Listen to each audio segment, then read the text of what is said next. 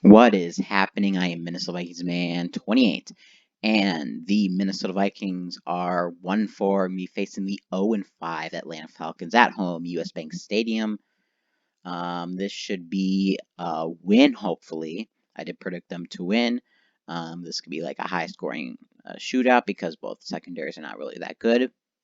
Falcons is worse, of course. And of course, the Falcons fired Dan Quinn, so should be very interesting to see how they do with their new head coach, temporary head coach, because they're probably going to find a replacement in the off season. So let's get right into it. Actually, before we get right into it, I want to thank you all. We hit 300 subscribers. I think it was like yesterday or a day ago, 2 days ago. So thank you all for that. Hopefully, maybe try to get to 500 by the Super Bowl. I don't know. See what happens. I'm actually got a notification of who the 300 subscriber was, and his name is Andres Riez. So thank you for being my 300 subscriber. So yeah. Thank you all. I appreciate all of you. And we're just gonna keep moving along and keep growing. So yeah, let's get into the first key matchup. Key matchup number one, we got Calvin Ridley, Mike Hughes. Calvin Ridley has been tearing it up. A lot of that is because of who he's with Julio Jones. Julio Jones gets a lot of attention, so he gets a lot of targets. But now that, of course, Julio Jones, well, right now he's injured, might not play. He's going to be targeted a lot. He could be targeted more than Julio Jones in the future, later this season. So Calvin Ridley, besides the Packers game, where he did not get any catches, I don't think that's going to happen against us. But he's been doing phenomenal. He has been doing phenomenal. If you have him for fantasy, I don't have him in any of my fantasies, but he amazing, just amazing. Mike Hughes gonna have himself a hands full, and we're gonna see what happens in this matchup. So yeah, Viking secondary, especially against that last drive against Seattle, was not good. But we just need to contain the Falcons offense, basically. I mean, we held the Texans till like the very end, basically. So let's have the same game plan like we did against the Texans.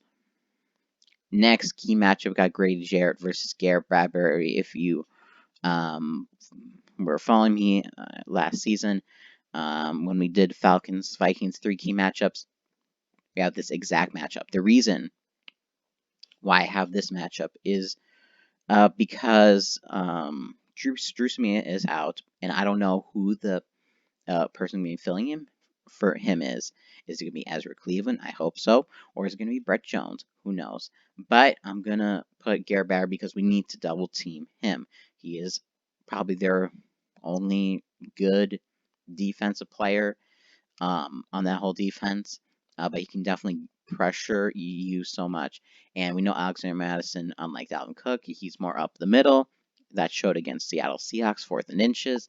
While Dalvin Cook goes in on the outside. So we really need to protect that inside. And Garrett Bradbury is going to have to help with whoever's going to be starting. So yeah, this is going to be very, very interesting. And just need to protect that, and protect Kirk Cousins as always, and help Alexander Madison. And the final key matchup, we got Todd Gurley versus Eric Kendricks. Todd Gurley having his first 100-yard game last week against the Carolina Panthers. Very deadly in the run game. Not as much in the pass game like he used to be. So this is going to be more like an up-the-middle type of thing. And just gotta plug in the holes. And Eric Kendricks can be all over him. I was thinking about Eric Wilson, but he's more in the more of a passing coverage linebacker, not really, stopping the run type. Eric Hendricks can do both, and Todd Gurley has been showing that he's more, he's transitioned to more like a regular running back, just up the middle, ground and pounds, type of running back. So that's why I picked Eric Kendricks, just to stop Todd Gurley. This offense it's just going to be which offense can do better against defenses, because the offenses are really the lifeblood of both these teams at this point. We'll see who scores more points, and it should be an exciting game. Hopefully, the Vikings win. If we don't win, we're gonna go to 1-5, and that'll be definitely the tanking point. If we win, we can keep the season alive, because we have some easier games down the road. So we just gotta stop.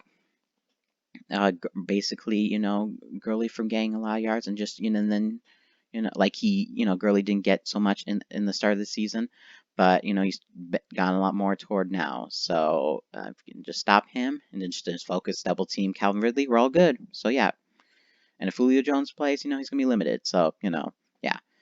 So hopefully keep the Falcons winless, and we're gonna get that win. This has been Mr. Vikings Man 28, and as always, Skull.